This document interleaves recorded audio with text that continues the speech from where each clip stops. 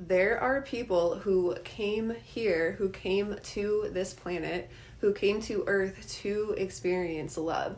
They did come here to experience a godly marriage and to share a true commitment with one other person. Now, not everybody did come here to experience love. In fact, there are people here who are actually anti-love, but for those who did come here to experience love and a commitment with another, a godly marriage, and I'm not talking about go sign a contract in a courthouse marriage. That's not what I'm talking about at all. When I was called to Sedona, I was called up there to do some work, we will say.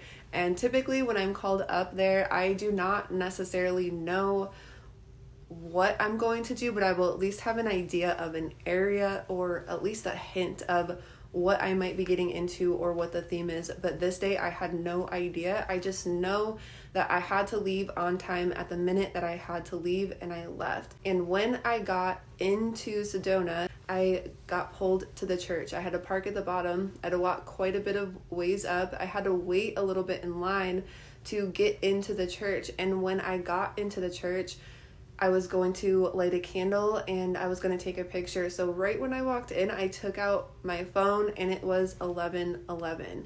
I do not typically follow angel numbers per se. That's for, if you don't know who you are, you might want to follow things outside of you. But typically, unless it is something that is incredibly synchronistic and on time and a sign saying, yes, this is where you are meant to be, they are not something to be followed. This was definitely in synchronistic, in alignment with not only this day, this season, it was Gemini season. I believe it was a Gemini moon.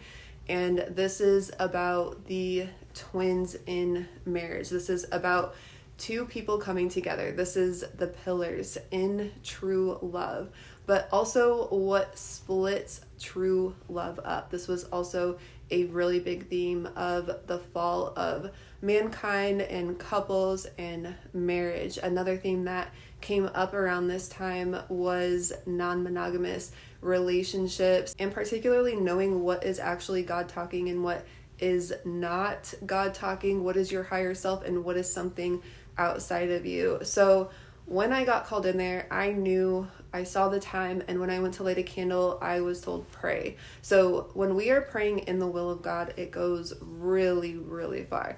It is a much more powerful prayer. This touched a lot of land. I'm telling you that this was in the deepest alignment. I do not really pray unless for my own things, I should say. I don't really pray for something that I don't feel called to pray for, because we always want to make sure that it is in alignment and in the will of truth, right? That's what makes it so powerful. So this was a prayer of the union of lovers, of all lovers across the planet that did come here to experience that, not only to come together, but this was also a prayer of protection. Leaky energy and boundaries was definitely a theme during this time period, but I had also been called to create a self-defense course in 2024 that I did not complete. So this kind of opened up those doors again to say, this is where we are lacking boundaries, energetic boundaries, and this is why the fall happened long ago. This is why it happens in every lifetime and in every family and in every relationship and in every marriage and in every kingdom, this leaky energy. So another theme that was coming up, I had another activation 2 weeks before that in Sedona, and other themes that were coming up around this time was about the spirits, the gods and goddesses that like to work through people to experience their sensual energy. Everybody has light and spirit working through them potentially, but if you do not have strong boundaries, you typically cannot detect interference or what it is that is working through you. So there are people who think that they're feeling the light of God and getting information from God when it is really a god or goddess. So I happen to had opened a book that I came across around this time period too that was talking about the cults of and the really weird, awful, strange things that they would do. And I would say back then, but this is definitely something that is still taking place today. So this is about not understanding what it is that is working through you and through other people, and about trusting the feminine and the spirit to be able to detect that. Your inner husband has to be able to trust your wife to lead you. It is the womb that leads. And when if a man does not want to trust his woman because of leakages from his mother, for example, if she put all her emotional weight on her son, then he's not going to trust the feminine. He's going to have boundaries up in the wrong places, type of thing. So I'm not going to get deep into that right now, but this is about understanding what is working through you. I also pulled out a book that I had from many years ago and turned right to a page that was talking about how there are spirits that will want to merge with couples in making love, and you can invite them in. And there, of course, are many people who think that they were welcoming their higher self to merge with them, but it is really another entity. So these are all things that I was already very familiar with, but this is definitely a theme of what is taking place, and what can break this marriage is not being able to discern what that spirit is and what it is working through you. And if you want to merge with something or somebody else, if you are merging with somebody else or connecting with somebody and they do not know what spirit is working through them, how this can cause a lot of complications and a lot of leaky energy as well. After the church and the prayer, I went to a trail that I was called to, and there were so many synchronicities. I ran into a woman, and this woman was like a twin to me in so many ways. And she also does womb work and was called to that in the last few years. And she has a lot of clients who have had wounds from ayahuasca and from doing ayahuasca, which has also granted access and broken down boundaries, I think, for a lot of people as well. This was a big theme throughout this entirely. Ayahuasca is personally my natural medicine.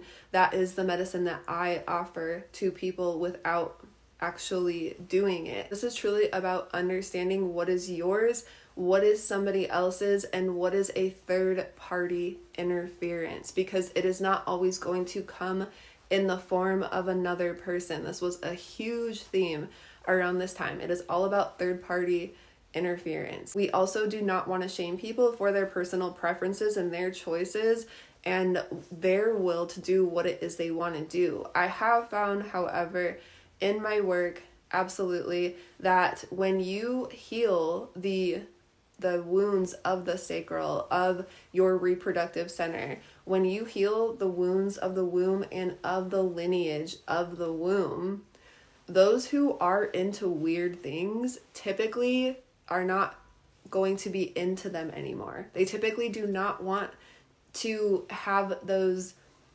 desires that are including third-party interference or any other preferences, because a lot of this begins in childhood, and then again in the lineage. A lot of this has been passed down from cults for many lifetimes, that this has been taking place and is still taking place. Some of it is actually disgusting. So and that's not the case for all. Whether they are doing it consciously and they are doing it by choice and that is their will, or they are doing it unconsciously due to underlying wounds and because of the ancient past, and they're still carrying on to these patterns, it is still leaky energy. And it is energy that if you are trying to build something without that, if you are trying to build a family and a business and a relationship and a marriage without that, you cannot afford to be around, to not know how to defend yourself, and to be around those who are carrying that leaky energy, because leaky energy is leaky energy, whether it's a little bit of leaky or a lot of leaky. Regardless, we do not want to shame people whatsoever for their choices. We just want to be aware of what we are carrying and of what other people are carrying. The trail I was called to was completely in alignment with all of the themes of this message of union. And on my way back, I saw these two beetles on the ground, and something told me to turn around and go back to this one area that I passed, this water area. So I walked back there and I sat there on the rocks by the water, and this hummingbird sat with me for 20 minutes. It was so beautiful. I just felt spirit and all of earth just talking and working through me. For one, told me not to take things so seriously. I was also irritable this morning. I had gotten done with the fast and I had matcha, and the caffeine just amplified that. And I was frustrated, not at men in general, not at anything, not a specific person, but the way that the system is set up. It is set up, and not only the way it's shown to us in movies and stuff, but it's always that the man is behind. The masculine can't figure it out. The husband doesn't know. Whereas the woman has a womb she can see in advance, and the man needs to be able to trust her to lead in that sense spiritually. It is when ego gets in the way and says, no, I block that off because I know what I'm doing. That in itself can allow leaky energy, and he has to be able to trust her, just like your body needs to be able to trust your spirit after you've been betrayed. Betrayal is a huge theme in all of this. This was all about betrayal. What it came down to was me being frustrated at the way it's set up. Why is it set up like this if it's not going to work? Well, I got 2 verses that came to me very clearly. One was along the lines of, what is going to happen is in my will. That is what is going to happen regardless of what any system, what you think, what you feel right now, or what it ever looks like. What is in God's will is what is going to happen regardless. Even though I wasn't angry at a specific person, my attitude and my anger was definitely felt. So the other verse was basically a little bit of a correction. It was very lighthearted though, and it was saying, hey, this is not how you talk about the husband. That's not going to fly, and it's not a good look. So that was basically what it came down to, but this is truly about healing from betrayal. Betrayal within is the first way to heal that. It is when we have ignored our intuition and the signs and did not have proper boundaries. This is about coming together with the physical body and the spirit, trusting one another when an action was taking place that denied the intuition, that denied the feminine, or vice versa, right? So this is about the body and the soul, and the body and the spirit coming together as one again before with another person.